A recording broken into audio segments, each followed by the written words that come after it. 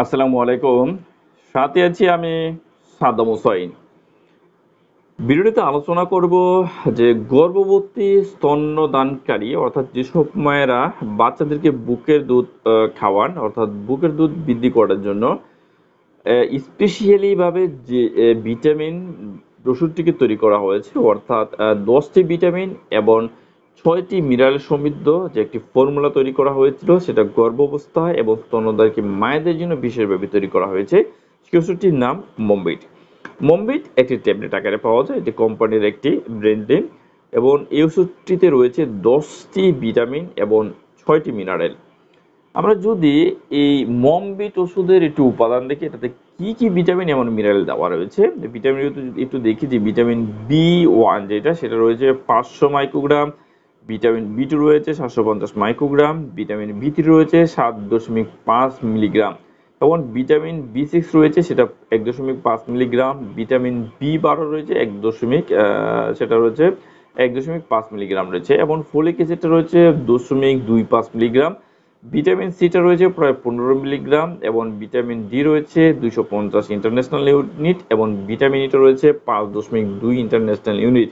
Beta ক্যারোটিনটা রয়েছে প্রায় 3 milligram এবং ক্যালসিয়ামটা রয়েছে প্রায় 59 মিলিগ্রাম, ফসফরাসটা রয়েছে প্রায় 45.6 মিলিগ্রাম, ম্যাগনেসিয়ামটা রয়েছে 15 মিলিগ্রাম, আয়রনটা রয়েছে 5 মিলিগ্রাম এবং জিঙ্ক রয়েছে প্রায় 8 মিলিগ্রাম এবং আয়োডিন থাকে সেটাতে 125 মিলিগ্রাম। এই মোট 16টি উপাদানে এই ওষুধটাকে তৈরি করা হয়েছে এবং এটা যদি একটু ফার্মাকোলজি রয়েছে অর্থাৎ বিশেষত্বটা কি, এটা কি কাজ করে থাকে, কিভাবে কাজ করে থাকে।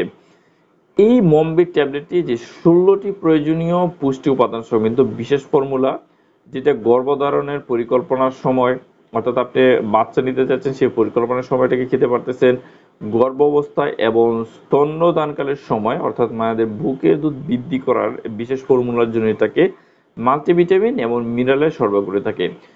এটি বিশেষজ্ঞদের একটা সযত্নে ওষুধটাকে তৈরি করা হয়েছে। এটা গর্ভাবস্থার জন্য নিরাপদ রয়েছে এবং পরিমিত যতটুকু ভিটামিন দরকার সেটা কিন্তু এটাতে রয়েছে।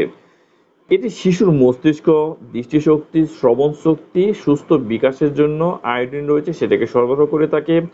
ফলিক অ্যাসিডটা সরবরাহ করে থাকে মস্তিষ্ক অথবা মেরুদণ্ডের যে স্পাইনাল বিফিডা নামক একটি সমস্যা রয়েছে সেই ঝুঁকিটাকে কমাতে পারে যদি এটি নিয়মিত গর্ভধারণের 1 মাস পূর্বে থেকে এবং গর্ভ অবস্থায় প্রতিদিন এটাকে সেবন করে এবং যে ভিটামিন বিটা সরবরাহ করে শিশুর মস্তিষ্কটাকে বিকাশ করে, রোগ প্রতিরোধ ক্ষমতাটাকে বৃদ্ধি করতে সাহায্য করে। ভিটামিন ডি রয়েছে যেটা ক্যালসিয়ামের শোষণটাকে বৃদ্ধি করে এবং শিশুর যে হাড় রয়েছে সেটা সুস্থ গঠনে সহায়তা করে। এবার এটা যদি একটু ইন্ডিকেশন দেখি অর্থাৎ কি কি কারণে এটাকে খাই, বিশেষ করে যে এই সংমিশ্রণের ভিটামিন এবং খনিজের ঘাটতি পূরণের জন্য গর্ভবতী এবং স্তন্যদানকারী মায়েদের জন্য এটাকে বিশেষভাবে নির্দেশিত। এটি গর্ভাবস্থায় এবং স্তন্যদানকালের সময় অর্থাৎ মায়েরা যে শিশুতে বুকের দুধ খাওয়াচ্ছেন সেখানে যে পুষ্টির যে বর্ধিত যে একটা চাহিদা রয়েছে সেই চাহিদাটাকে কিন্তু পূরণ করে এবং একটি সুস্থ সন্তানকে কিন্তু নিশ্চিত করে। তাহলে আপনার সুস্থ সন্তান নিশ্চিতের জন্য আপনি ওষুধটাকে খেতে পারেন। এবং এটা খাওয়ার নিয়ম কি, মাত্রা বা সেবন বিধি কি হতে পারে। প্রতিদিন 2টি ট্যাবলেট খাদ্যের সাথে আপনি খেতে পারেন অথবা একজন চিকিৎসকের পরামর্শ নিয়ে কিন্তু এটাকে আপনি খেতে পারেন।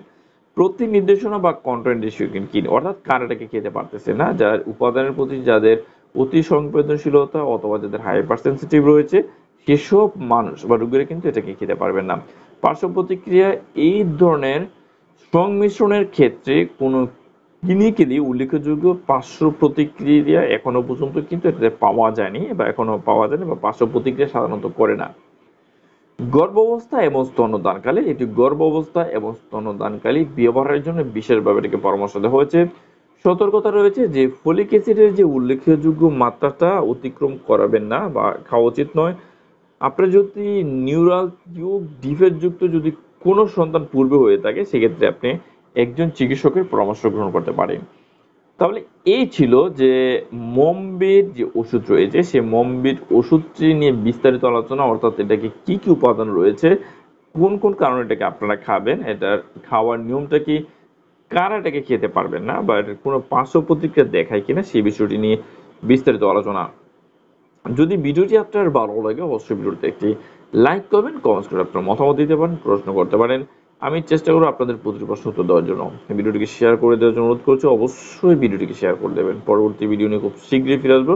সে পর্যন্ত ভালো থাকুন, সুস্থ থাকুন, আল্লাহ হাফেজ।